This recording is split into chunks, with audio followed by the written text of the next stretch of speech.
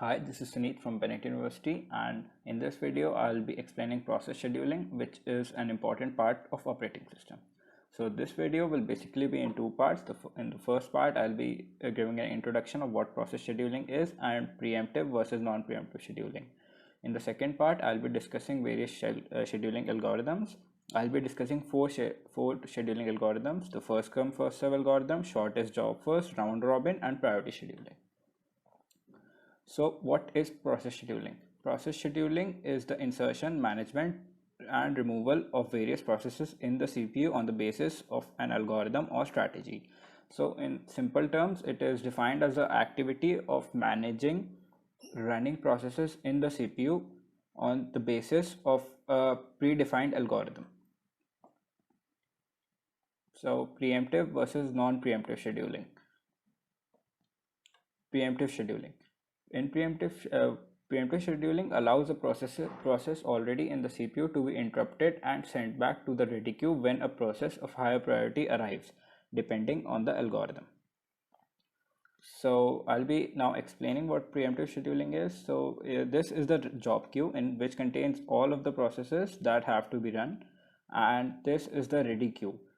Now process from job queue comes to the ready queue on the basis of arrival time. Once it is in the ready queue, it is if there is only one process in the ready queue, it will be sent to the CPU. Now when another process arrives in the ready queue, and if this process is of higher priority, then the process in the CPU will be interrupted and sent back to the ready queue, and the process of higher priority from the ready queue will be sent to the CPU. This is preemptive scheduling. In non-preemptive scheduling, a process which is already in the CPU cannot be interrupted, and any new process that comes to the ready queue will have to wait for the first process to finish. So when the process comes from job queue to ready queue, the process will be sent to the CPU. When another process comes to the ready queue, even if it is of higher priority, it will have to wait until this process in here finishes running. Now I'll be discussing various key timestamps in scheduling. So these key timestamps will come in handy while we are discussing various scheduling algorithms, and it is used to calculate accuracy of different algorithms. So the first is arrival time. It is the time at which a process enters the ready queue. The second is the burst time. Burst time is the time required by the process in the CPU to run completely. The completion time is the time at which the process completes executing and exits from the CPU. Fourth is the turnaround time. Turnaround time can be calculated by subtracting arrival time from the completion time. The fifth is the waiting time. Waiting time can be calculated by subtracting the burst time from the turnaround time. Waiting time is the time that a process waits while it is not running in the CPU. The last is the response time. Response time is the time the time the process waits before entering the CPU. It can be calculated by subtracting the arrival time from the time it first enters the CPU. So now we'll be discussing various scheduling algorithms. The first algorithm is the first come first serve algorithm, and this algorithm is the same in preemptive and non-preemptive. So we'll be discussing only the non-preemptive part of this algorithm, as it is no different from the preemptive part. So in this table, here are the processes in order of their arrival time, and this is the burst time. Burst time is the time required by the process to run in the CPU. So P1, here's how this will go. In first, the process arrives. P1 process arrives at 0 seconds. So as this is the only process that arrives at 0 second, it will be the first one to be sent to the CPU. So P1 will start running, and it will run up. It requires 3 seconds, so it will run up till 3 seconds. Now in the meantime, while this is running, the process P2 arrives at 2 seconds into the ready queue. But as this is the first come first serve algorithm and P1 came first, it will be the first to finish running. Then P2 came before P3, and therefore P2 will start running, and it will run up. It takes 2 seconds to run, so it will run up till 5 seconds. Then at 5 seconds, P3 is the first one to come before first one to come, and it came before P4. So P3 will be sent to the CPU. After that is done, then P4 will be sent to the CPU, and in the end, at 10 seconds, all the processes would have finished running. So now we'll note down the completion time of each of the process. P1 completes at 3 seconds, then P2 completes at 5 seconds, P3 completes at 9 seconds, P4 completes at 10 seconds. Now the turnaround time. Turnaround time is the completion time minus arrival time. So turnaround time of P1 will be 3 seconds. Similarly, P2 3 seconds, 5 minus 2 is 3, and P3 will be 9 minus 3, that is 6, and P4 will be 10 minus 5, that is 5. Similarly, we can also calculate the waiting time of each process, which is the turnaround time minus burst time. So the turnaround waiting time of P1 will be 0, P2 will be 1, P3 will be 2, and P4 will be 4. Now the response time. So the response time is the time at which a process first arrives into the CPU minus the arrival time. So response time of P1 will be 0 as it starts at 0 seconds. Similarly, we can calculate the response time of the remaining processes. The response time of P2 will be 1, P3 will be 2, and P4 will be 9. Now we'll discuss the shortest job first algorithm. Now the shortest job first algorithm is called is also can be referred to as shortest remaining time first algorithm. The shortest remaining time first algorithm is in preemptive, and in non-preemptive it is called as the shortest job first algorithm. So here's how this process will go. So as it is the shortest job first algorithm, meaning we'll arrange them in the order of their burst time. So at 0 seconds, both the processes P1 and P2 arrive, but as the burst time of P2 is come, it will begin running, and it will take 3 seconds to run.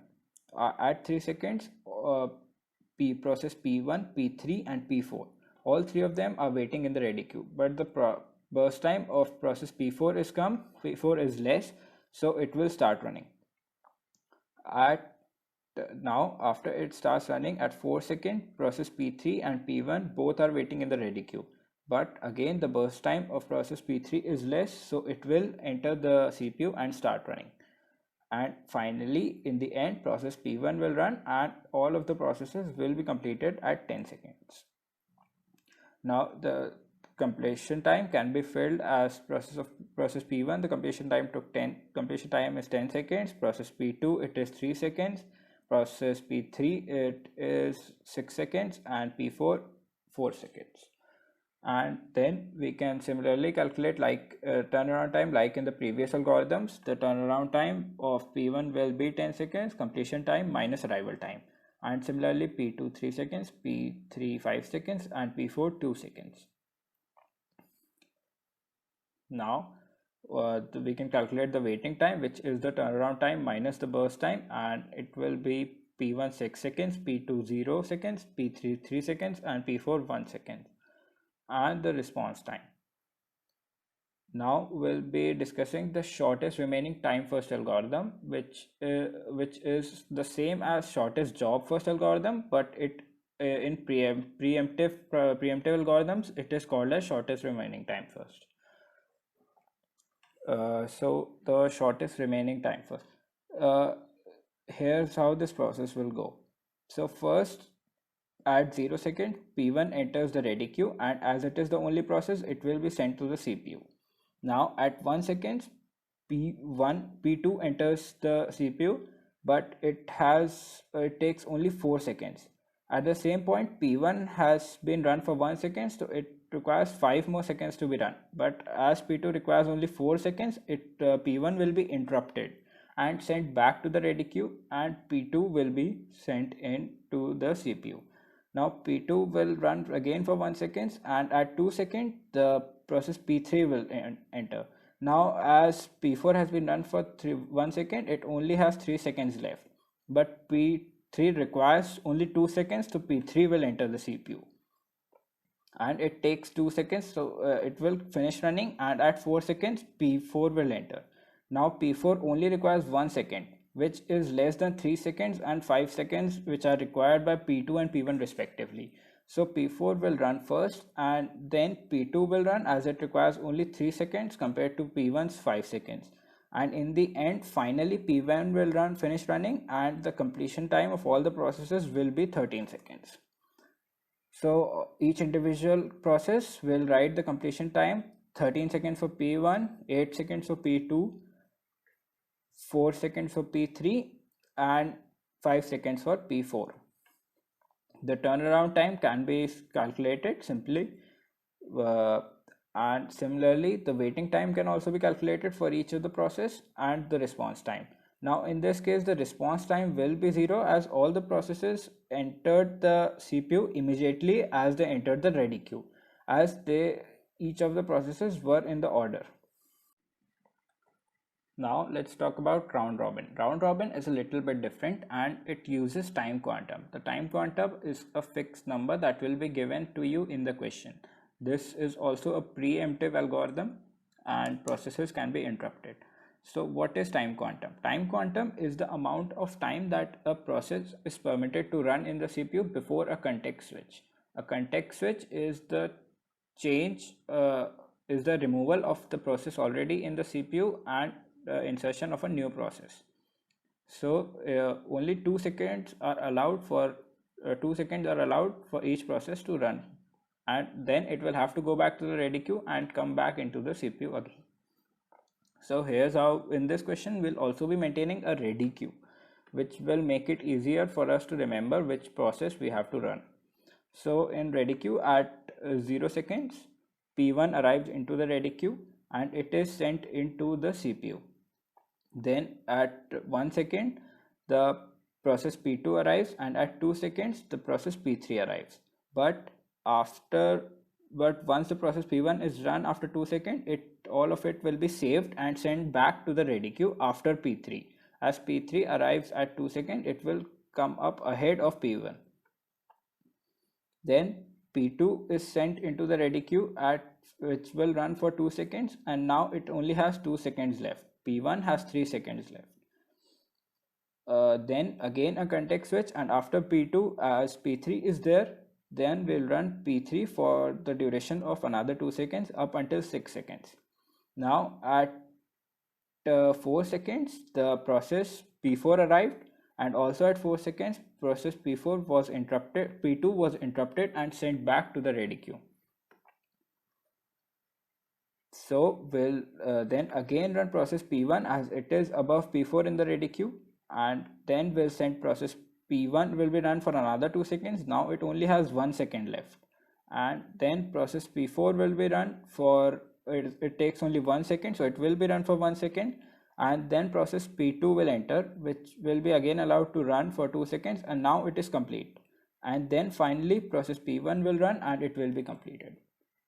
So we can then again write the completion time of each and every process and calculate the turnaround time, waiting time, and response time similarly. Now finally, the last algorithm that we'll be discussing is priority scheduling algorithm. This is another preemptive algorithm, and in this table, the table is a little bit different. In this table, we are also given the priorities of each and every process. So the higher the number, the higher the priority. This will be given in the question. It can also be lower the number, lower the priority. So in this particular example, the process with priority 40 will have the maximum priority, and process with priority 10 will have the lowest priority. So here's how the process will go. First of all, P1 arrives at 0 seconds and it will be sent into the CPU immediately to run, as it is the only process.